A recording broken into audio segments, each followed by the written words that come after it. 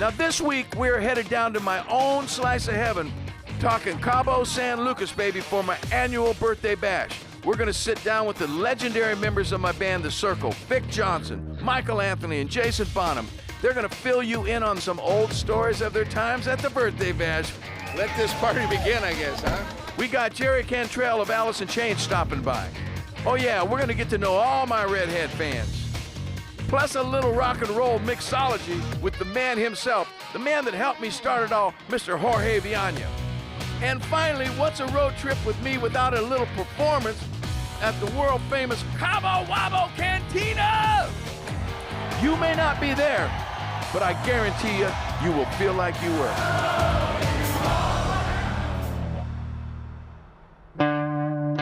First up, let's get to know the history of my birthday bash in the Cabo Wabo Cantina from the people that have made it famous.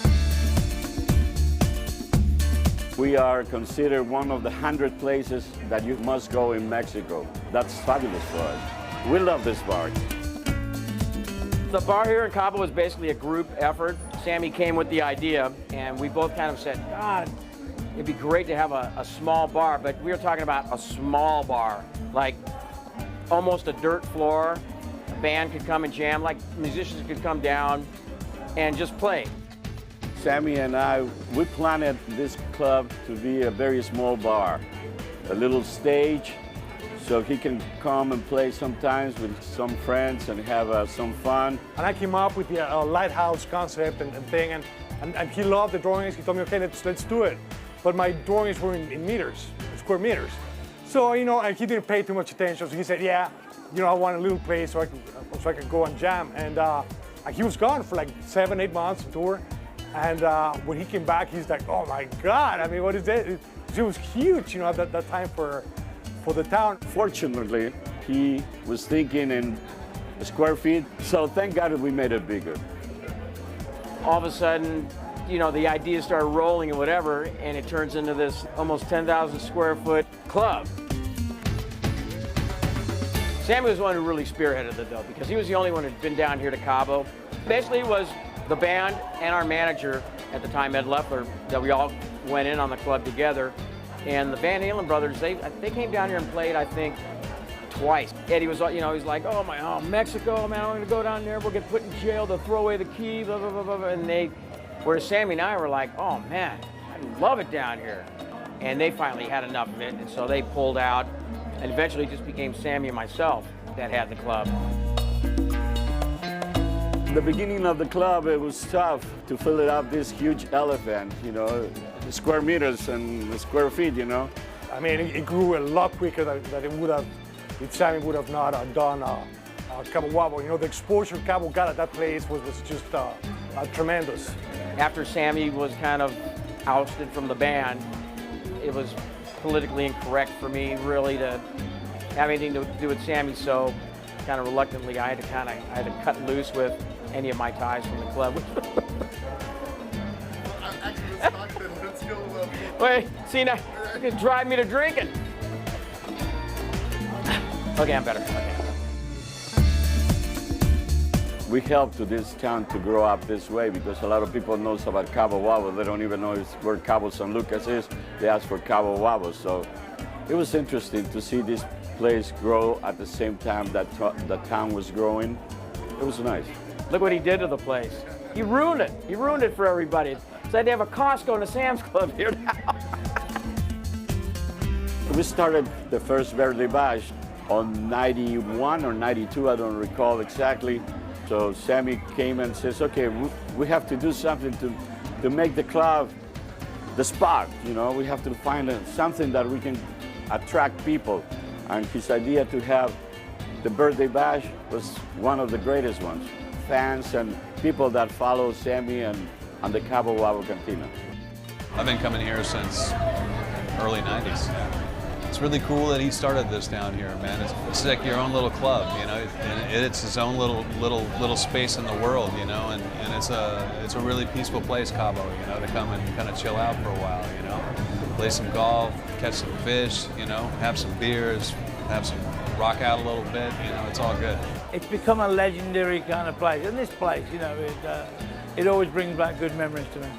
I'll continue to come down here as long as the place is here. Hop on in for an exclusive ride with yours truly to find out what Cabo has meant to me and my family and how the party keeps getting bigger every year. When I first came to Cabo and built the Cabo Wabo, I said, wow, I can be myself here. I can experiment. I can pick up an acoustic guitar, walk up on stage, and play a song I'm working on, writing. And so it really opened me up. It just totally took the chains off me, took me right off the hook.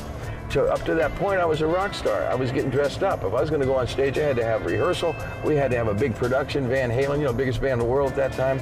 And when I discovered Cabo, it took me completely off the leash. I said, no, this is the new Sammy Hagar. And as you can see, I've changed a lot. When I built the Cabo Wabo, I said, this is going to be an authentic Mexican cantina that's owned by a gringo. So when you come to a foreign country, everybody's nervous. You know, the first time you go to any country, especially Mexico, you know, you hear all these horror stories. And so it's a sanctuary for tourists. And that's been one of the successes of the place, besides my fan base, you know, just, you know, supporting it for forever, for 26 years. The redheads are the hardcore Sammy Hagar fans, and they are no question about it. And they support everything I do, and it's the most honorable, coolest thing in the world to have fans like that, to where I can actually do whatever I want. I don't have to worry about them. The Cabo Wabo was a dream. There's no question about that. And once I achieved it, I really started living the dream. And a lot of people accomplish their dream, like they're rock stars that you know about, and they have their #1 platinum album, and they go on tour and they have screaming fans, and then they turn to hard drugs, or, you know, they really mess their lives up because they're unhappy. And it's like, well, wait a minute, you just accomplished your dream, and now you're gonna turn your back on it? When you accomplish your dream, you're supposed to live it, you see? You chase it until you get it, and when you get it, then you live it. And the Cabo Wabo for us is exactly that. It's the closest thing to describing it perfectly. We are living this dream, and we love it. So anyway, now I'm gonna go get in the Baja buggy, and I'm gonna drive up there, and the fans are gonna go fucking crazy, I think.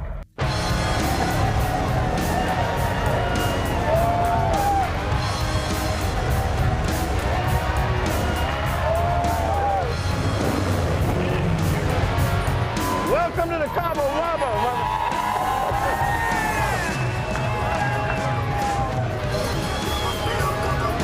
All right.